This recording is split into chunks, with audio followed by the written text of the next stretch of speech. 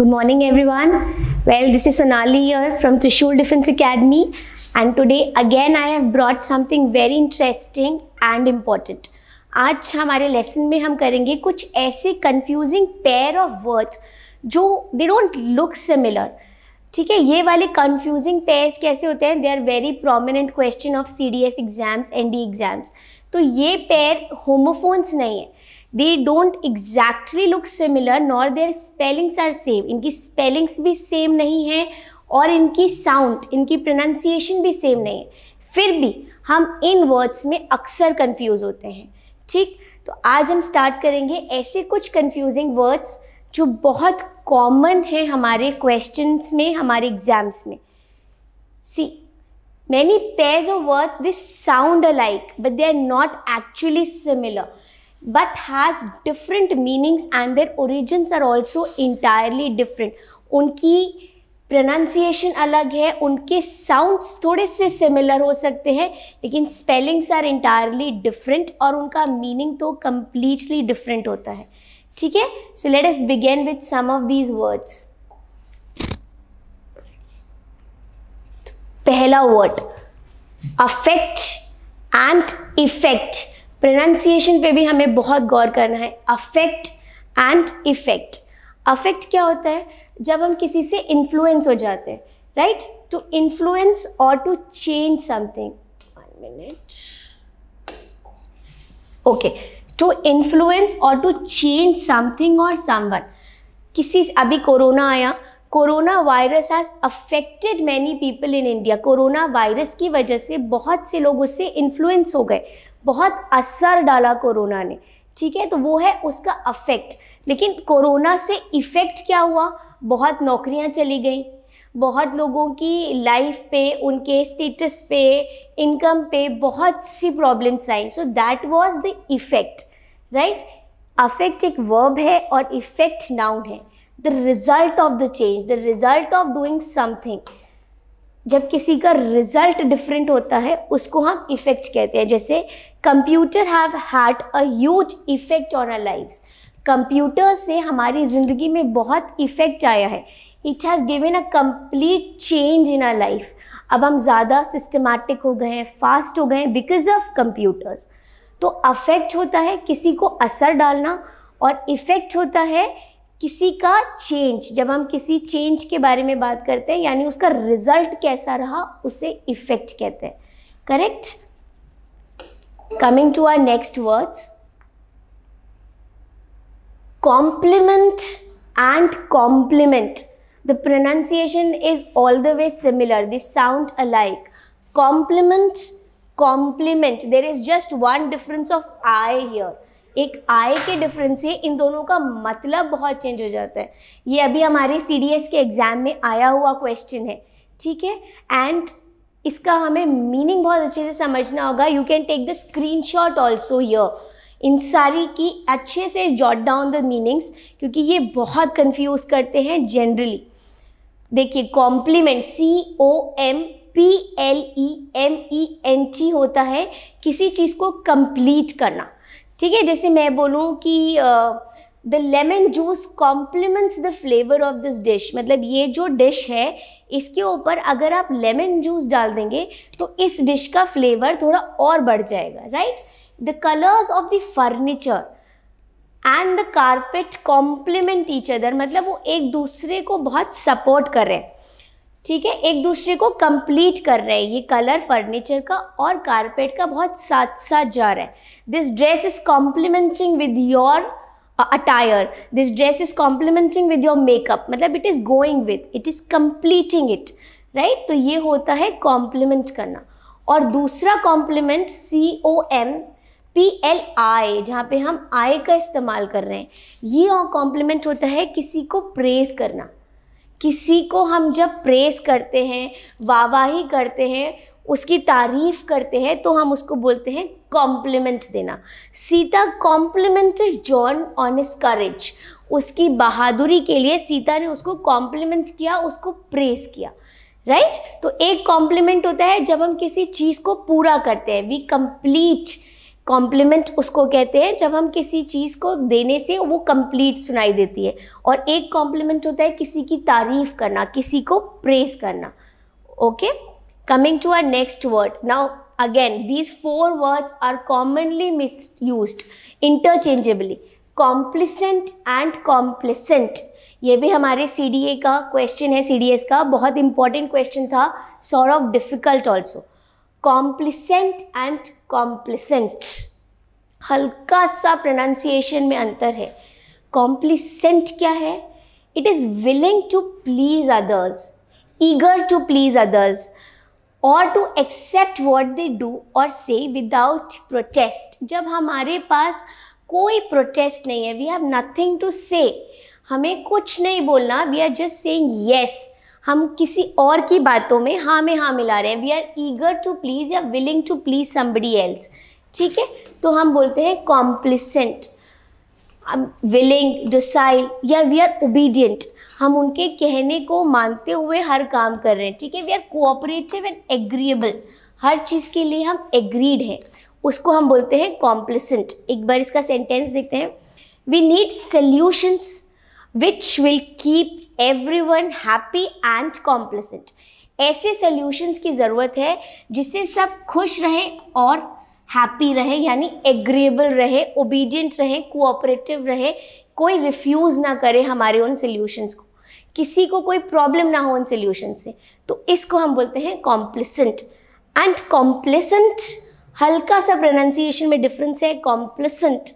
कॉम्प्लिसेंट है when we are satisfied with ourself, over confident है, too satisfied with ourself और with the situation that you do not feel that any change is necessary. हम अपने आप से, अपने काम से इतने सेल्फ अप्रूव्ड है, सेल्फ सैटिस्फाइड है, कंटेंटेड है कि हमें लगता है कि हमारा सोल्यूशन बेस्ट है. ठीक, तो वहाँ हम यूज़ करते हैं कॉम्प्लिसेंट.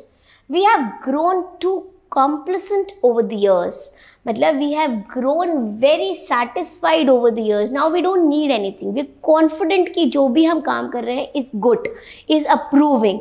We can't afford to be complacent about illiteracy. मतलब illiteracy की जहाँ तक हम बात कर रहे हैं उस समय हम complacent behave नहीं कर सकते. We cannot be satisfied. जितनी चीज़ें हम literacy के लिए कर रहे हैं उसमें हमें satisfied नहीं होना. We need to do a lot more. ठीक है, so we can't. We are saying no to become complacent here. We can't afford to be complacent about illiteracy. You can take a screenshot of this. Make good notes, क्योंकि ये बहुत confuse करते हैं शब्द. चारों words, अभी हमने 2 और करें इससे पहले, complement and compliment and complacent and complaisant, right. चारों के अलग अलग मीनिंग है. इनको अच्छे से, थोड़ा साइड हो जाती हूँ. You can of course take a screenshot of all these things. Coming to our next word. ये 2 शब्द ऐसे हैं, reward and reward and award. We can use them interchangeably. कई बार हम यूज़ करते हैं I have given a reward to somebody, I have got an award. तो इन दोनों में डिफरेंस क्या है? बहुत बहुत माइन्यूट सा डिफरेंस है. You can use them interchangeably, लेकिन इनका मतलब में थोड़ा सा अंतर है. रिवॉर्ड होता है something that you are given because you have done something good. Recognition होता है, एप्रिसिएशन को हम कहते हैं reward, right. Something which we get because we have done, कुछ अच्छा करा है हमने, उसके लिए हमें रिवॉर्ड दिया जाता है, कुछ रिकग्नाइजेशन दिया जाता है, एप्रिसिएशन दिया जाता है. सबके बीच में कहा जाता है कि that is an appreciation reward. So this we call reward. एक सेंटेंस से ये थोड़ा और क्लियर होगा. She earned a reward for all her hard work. उसने जितना भी मेहनत करी थी, she earned a reward for it. मतलब उसकी मेहनत सफल हुई. शी गॉट द सक्सेस, जो वो करना चाहती थी वो अप्रूव हो गया, वो सब सफल हुआ. तो उसकी हार्डवर्क ने उसको रिवॉर्ड दिया कि जो वो चाहती थी वो कंप्लीट हुआ. और अवार्ड कब हम यूज़ करते हैं? अब वो अवार्ड होता है एक physical item which we get. For example, you get a medal, a trophy, a prize, something like that. So a prize, etc. that somebody gets for doing something well or good. जब कोई हमें price मिलता है, physical trophy मिल रही है कुछ अच्छा करने के लिए, she was awarded first prize in this singing competition, क्योंकि वो सिंगिंग कॉम्पिटिशन में फर्स्ट आई, so she was awarded one trophy, right. तो इसको हम अवॉर्ड कहेंगे। दिस ईयर द अवॉर्ड मतलब वो ट्रॉफी, वो मेडल जा रहा है for best actor went to two Americans fetch the award of being the best actors, right. तो थोड़ा सा डिफरेंस है इसके अंदर, reward and award.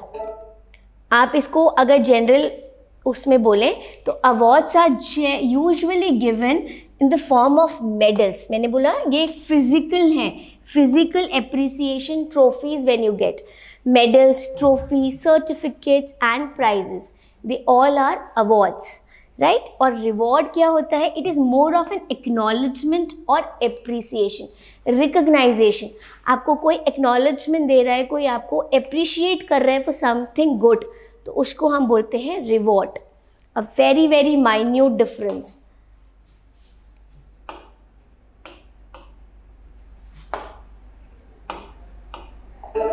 Okay, the next word.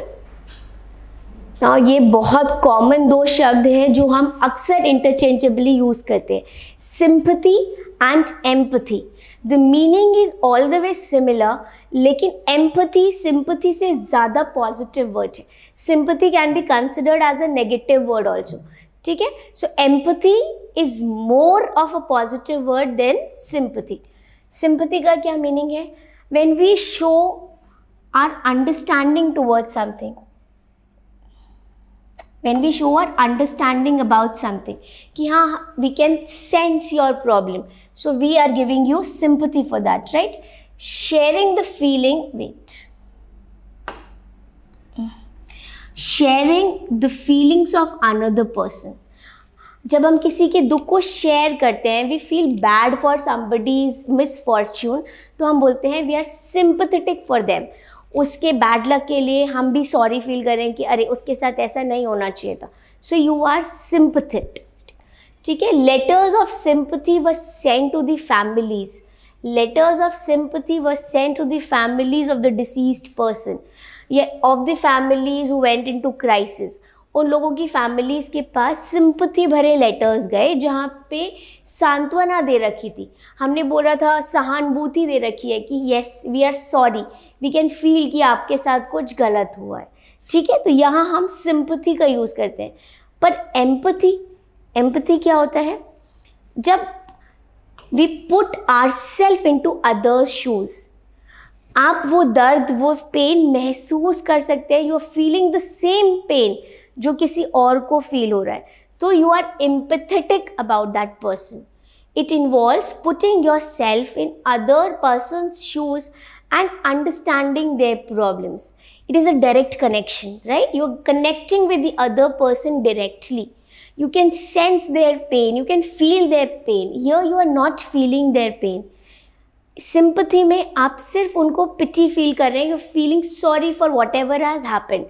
पर यहाँ empathy में आप उनका दुख महसूस कर रहे हैं अंदर से, ठीक है? The mother feels empathy with her son. Mother could feel the pain of the son. If he is injured, अगर बेटे को चोट लगी है तो mama can feel that pain, उसको हम बोलते हैं empathy. Correct? Our next confusing word, accept and except. Accept and except, they are use interchangeably, पर इन दोनों का मतलब इंटायरली डिफरेंट है and we can not use each of them, right? इन दोनों को हम इंटरचेंजेबली बिल्कुल यूज़ नहीं कर सकते. It has a different meaning, entirely different, and it has another meaning. Accept क्या होता है? To receive something. जब हम किसी चीज़ को एक्सेप्ट कर लेते हैं कि हाँ हम ये रख रहे हैं, like the principal accepted my resignation letter. मैंने अपना रेजिग्नेशन लेटर दिया और प्रिंसिपल ने उसको एक्सेप्ट कर लिया, उसको ले लिया, right? I offer to help you and you accepted my offer. मैंने बोला मैं आपकी मदद करती हूँ and you said yes, you accepted my offer of help. तो इसको हम बोलते हैं एक्सेप्टेड. एक्सेप्ट करना, मान लेना, ठीक है? और एक्सेप्ट क्या होता है? Where we don't include that thing, उसको हटा दिया, you are not including it. not including something or somebody. The museum is open every day except on Mondays. Monday को छोड़ के म्यूजियम डेली ओपन रहता है. तो यर एक्सेप्ट मतलब जिस चीज़ को हम डिनाई कर रहे हैं, इसके सिवा, या हम बोल सकते हैं इसके अलावा. मंडे के अलावा museums are open for every day, for everybody. तो एक्सेप्ट होता है किसी चीज़ को ले लेना, एक्सेप्ट कर लेना, रिसीव कर लेना, राइट. एंड एक्सेप्ट होता है किसी चीज़ को मना कर देना कि इसके अलावा हम सब कुछ करने के लिए रेडी है.